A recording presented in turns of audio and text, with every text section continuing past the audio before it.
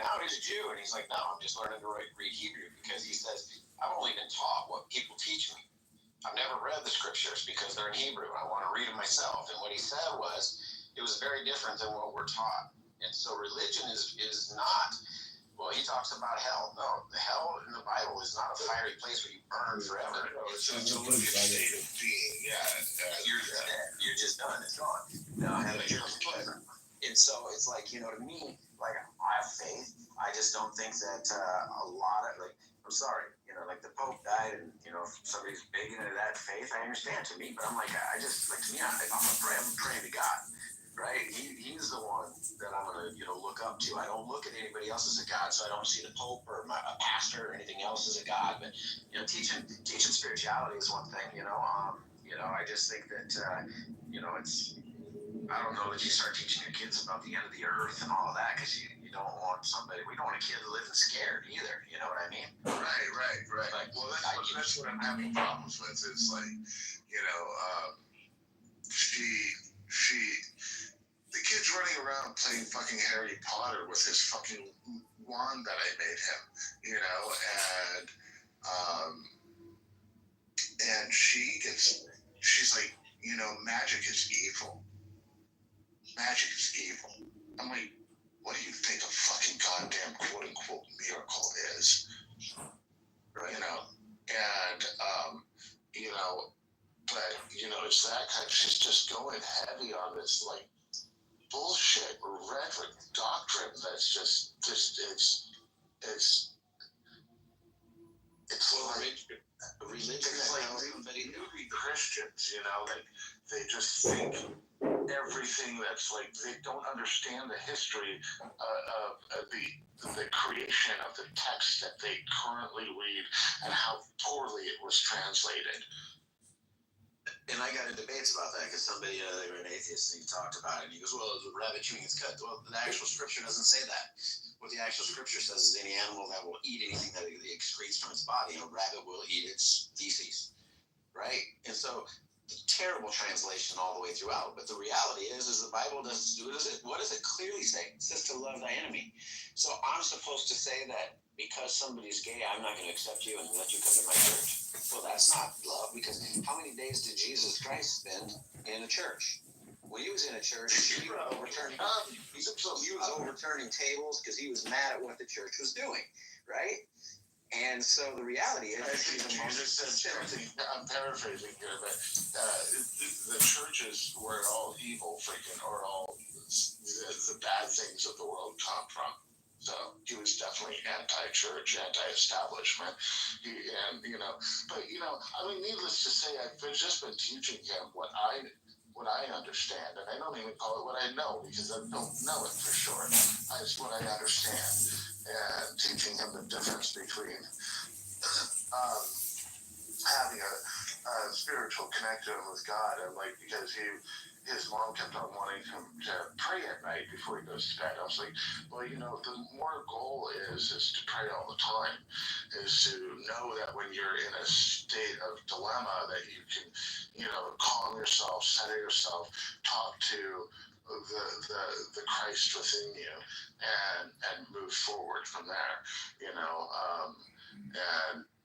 but I mean, again, it's just one of those things that's like, it's so crazy that a 6-year-old is freaking asking me these questions, and then I'm having to explain them to him and figure out how to explain them to him in a 6-year-old manner, but he definitely knows that his daddy doesn't lie to him, and it was one of those holes that she's kind of digging herself every time she fucking does it, because, it states clearly in our freaking, order that, all the religious and other social aspects shall be talked about between the parents and agreed upon, and if nothing can become agreed upon between, like, let's say, religion, then it's just not to be spoken of, So the part you were paraphrasing was, he said that the church is supposed to be a house of prayer, and it's turned into a den of thieves, if I remember correctly. Yes. Oh, Amber Alert here. Hold on. Sorry, guys. Oh, shit. Steve, how have you been? I haven't talked to you forever on this app. Nick, how you been, buddy? You been trying? Oh, I see you've been freaking doing scuba diving and shit. What's up? How you been? Yep, he's doing what I'm doing, swimming with the sharks. No, Amber Alert here, guys, and it blocks you so you can't read it. What good is an Amber Alert? Hey, the white people shit saying is embezzling money and shooting up schools. Get it right. Steven, I was going to tell you about the religious thing with the kids. I think, and take it with a grain of salt, it's just how I raised my kids, because both me and my ex-wife we were non-believers, both atheists. But the best way you can do it is when you explain things, explain it from how dad sees it.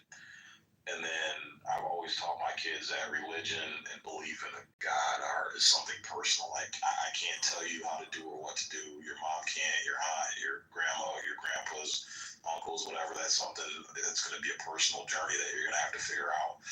But you can still be honest with them and describe it through your lens. You know, my kids we used to talk about it and say, well, this is what dad believes or doesn't believe, and this is how dad sees it, and this is what dad's thought process is based on, but that's what works for me. You know what I mean? And then that way, if you explain it to them under the premise that, hey, everybody's entitled to their own beliefs, and you know, that's something they got to figure out, then he can kind of compartmentalize. So whatever mom's teaching it, he'll start looking at it as, hey, that's what mom believes, but it doesn't necessarily mean I have to adopt that view. This is what dad believes. I don't necessarily have to adopt that view. That's just kind of what I found, and you know, my kids have been fine. They can go to church. Like my son went to Easter Sunday church, you know, with his girlfriend. My kids don't believe either, but you know, he still goes to church. He's still respectful of people and their processes and their practices and things like that. You know, so I found that works. It creates some level of tolerance, but then still allow them to kind of think for themselves and figure out what path they're going to take when it comes to that. That's some good advice. Thank you, both of you gentlemen. I appreciate it.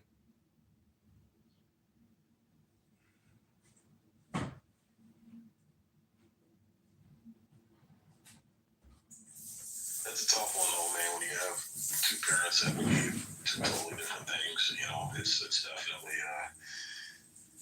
a speed bump, man.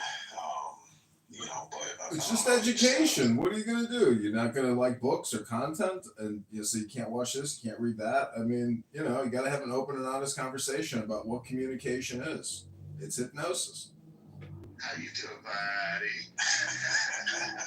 You're always changing your name, dude. I don't know it's you, and I can't ever remember your original fucking name on this goddamn thing, you son of a bitch. That's it. I know it's How you doing, buddy?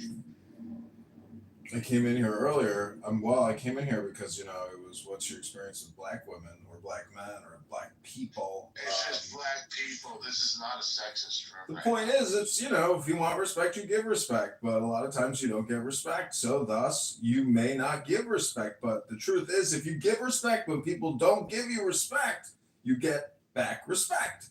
So, you know, just pray you don't have the conflict. I mean, that's the thing, is like, you're not always going to have conflict. It's always going to come up no matter where you're at, whether the grocery store, the gas station, the gym, or wherever. People are just really obnoxious, and they're constantly always trying to create conflict, but it's really a failure to communicate. So if you have love and peace in your heart, you can transmute other people into love and peace by being your natural, authentic, peaceful, loving self. Cheeseburger, that was the most beautiful thing I've ever heard you say.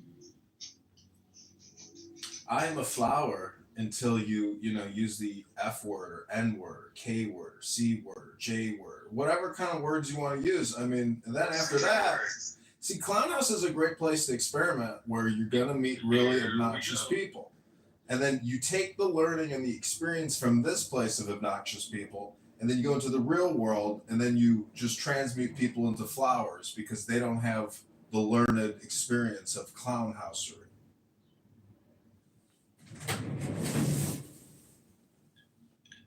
They don't even comprehend fucking around on that level. I mean, it's like, you think you're going to save your son from your wife and her brainwashing and her stupidity? Nope. You might be able to reprogram him with a new book and say, read this book. Tell me what you think about it. Write me a book report. You know, if I had kids, my kids would be reading and writing me book reports weekly. They'd be like my secretaries. I mean, they'd have no choice. And, you know, I'd blackmail them or bribe them. Thank God you don't have kids, man. Thank God you don't have kids. But no, I know when it came to the whole belief thing, and I just told him, you know, when it comes to the Bible, I tell him there's more to this story than what's in this book. And I got one of his other books, and I said, now if I was to tear out these pages of this book, would that be a complete book, and would you be able to still tell the correct story in that book? And his answer was no. I said, okay, good. You know how to use logic, kid. You'll be just fucking fine. Like, you start doing your research and start realizing, okay, a lot of this shit ain't making sense. And then after a little bit more digging, you get hit with the realization. To the cup, and then he's breaking out what's out there. When you watch it, it'll blow you away. We can throw money at all this stuff all we want. You will never, ever solve world poverty the way that we're trying. There's a much better way to do it, and you're nailing it. You gotta teach people how to solve their own problems. If you're trying to fund it by sending them something, again, what do they say? Teach a man to fish, he'll eat for a lifetime. Give a man a fish, he eats for one meal. You know, it's like we're not doing it right, but it's sure, you know, I believe with all my heart, I've said this since I was, I don't know, probably in my 20s, that all of the spending that's happening is all the way that you look at these politicians. You know, one of them's worth $400 and some million. It's like, no, not the people you should be having running the government, right?